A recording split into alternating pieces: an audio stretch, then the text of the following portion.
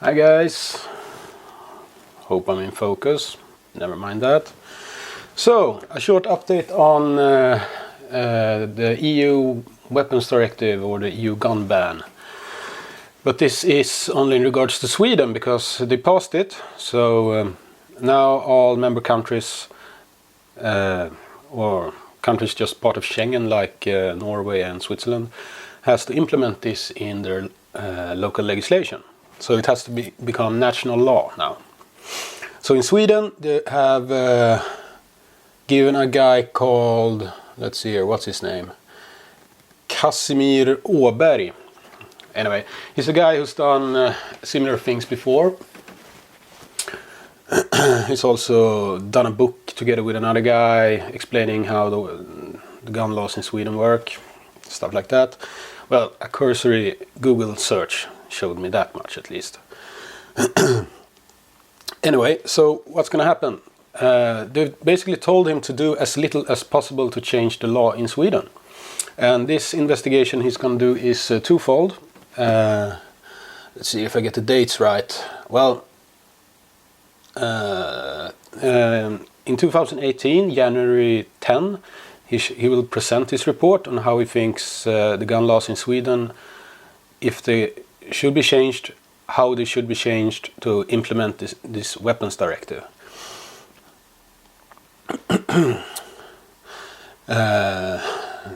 So our Minister of Interior had this to say about it. I'm gonna try to translate it now for you.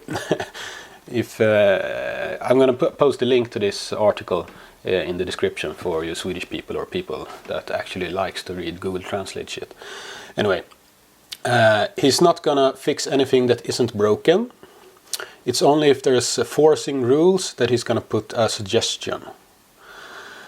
So, he's not gonna fiddle around with it too much, apparently, and if it's something that he actually must do to follow the weapons directive, he's gonna do it. So there's gonna be some changes, but it's not gonna go hog wild and go all out to change the law. And that sounds good on paper, but the thing with the weapons directive is it's a wide range of things that could go to shit. But if you go into the process trying to not fuck shit up, it's the best case scenario basically. So hopefully this guy is rational and it's gonna go well.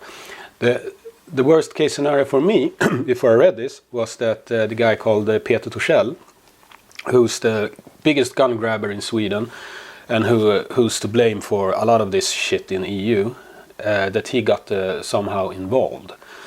So we have to make sure that his sticky fingers are far away from this guy. But as far as I can tell, this guy is actually, he has some kind of integrity and he's gonna do his job. So that's what I hope, and I feel confident he's gonna do it. And now comes the fun part for us Swedes. 29th of June 2018, the second part of his investigation is gonna conclude, and he's gonna come with suggestions on how to improve the gun law. When I say improve, I actually mean improve. Improve it for gun owners. So here's something. He's gonna see if it's really necessary to have a license for certain things that's considered gun parts in Swedish legislation now, such as sound suppressors or silencers for you Americans. Anyway, as it is now, I have to apply for a license for a suppressor. It's only about $20 or something comparable, or 20 euros or 250 Swedish. And it's a shall issue for anything above 223 basically, for hunting rifles. It's a bit more difficult for target shooting and smaller caliber rifles in Sweden right now, but I do have those suppressors. But for most people, basically if you have a hunting rifle you can get a suppressor for it, unless it's a really small caliber like 22 long rifle. Then it's a bit harder. So he's gonna see if it's actually necessary to have licensing at all. Like in Finland and Norway, you can just go to the store and buy one. And I really hope that's going to happen in Sweden, because it's like having a license on safety belts in cars. It's ridiculous, it's stupid. So hopefully he's going to go away with that. Here's something I'm not sure we're going to... extra barrels, caliber conversion kits, stuff like that. Do we really need a license for that? We already have a license for the firearm. So he's going to see if we really need a license for that. Hopefully we don't need a license, but that's probably not going to happen. Some kind of licensing. Perhaps we don't have to apply for a license. We can just say we buy this, and the gun store reports it to the police, so they have it in the registry. Something like that would be perfect. And that's realistic. A gun barrel is counted as a gun part in Sweden. So, and a barrel you can actually do something with. A suppressor is just a can with baffles in it. It's ridiculous to have a license for that. But a gun barrel is a very specific piece of equipment. That's you're gonna have to have some kind of licensing for that. I don't think it would work otherwise with the weapons directive and other stuff. But to get a license for it easier would be very nice.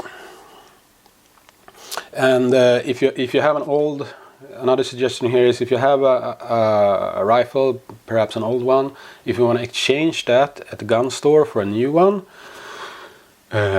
you shouldn't have to go to the police and apply for a license for that rifle. The gun store could just take all the necessary information and just tell the police, this rifle is no more, we have destroyed it, and this other rifle he exchanged it for, please update in the registry that this person owns this rifle. That's logical, that shouldn't be an issue.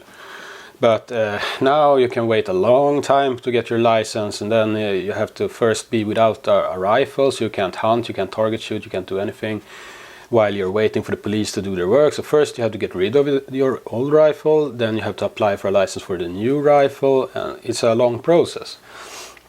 If you can do everything immediately, it's going to help.